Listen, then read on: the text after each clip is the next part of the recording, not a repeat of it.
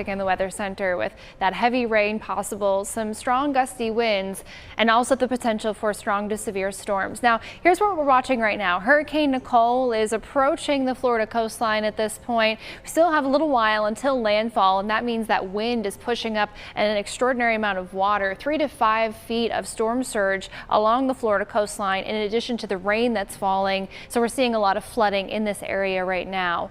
As we head towards tomorrow morning, it'll be a tropical storm, and then it'll start to move towards the Piedmont Triad, continuing to weaken as it does so. By the time it reaches us, we've got sustained winds at about 30 miles per hour with peak winds and wind gusts at 45 miles per hour possible. So here's a look at our timeline. By tomorrow morning, you'll notice that cloud cover. It'll start to be pretty breezy with winds gusting up to 25 miles per hour on Thursday in the Triad.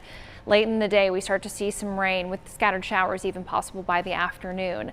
Overnight, I wouldn't be surprised to hear the rumble of thunder, but Friday is the day that we're really concerned about those storms. Strong to severe storms possible and steady, heavy rain causing flooding throughout the day on Friday. Overnight, Friday into Saturday, that rain will taper off. We'll still have some breezy, gusty winds into Saturday, but that's when we'll start to see some calmer weather for some of those Veterans Day weekend events.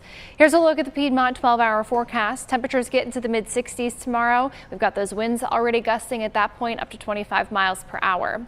Scattered showers are possible in the afternoon, but it's really the evening that we start to see some of that heavier rain start to move into the area. Still pretty scattered throughout the evening on Thursday. Friday, foothills, we've got temperatures in the mid-60s, 5 to 10 mile per hour winds, and those increasing rain chances as we head into the later part of the day.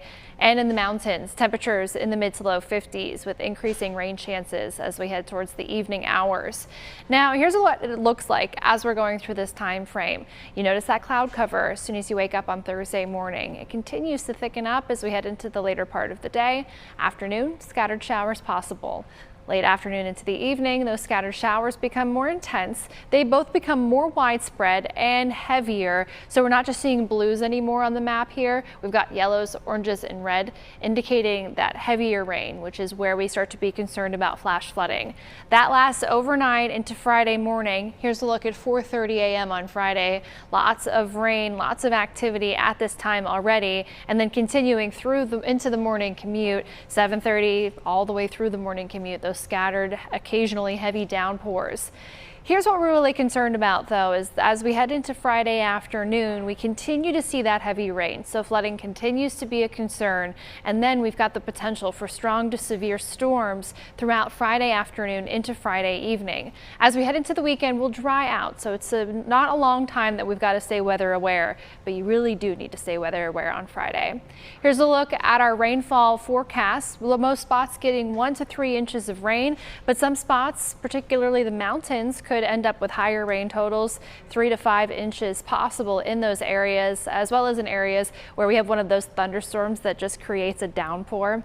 After that rain comes down, those winds gusting up to 45 miles per hour could cause damage in our area when it comes to trees, especially after the roots get pretty wet.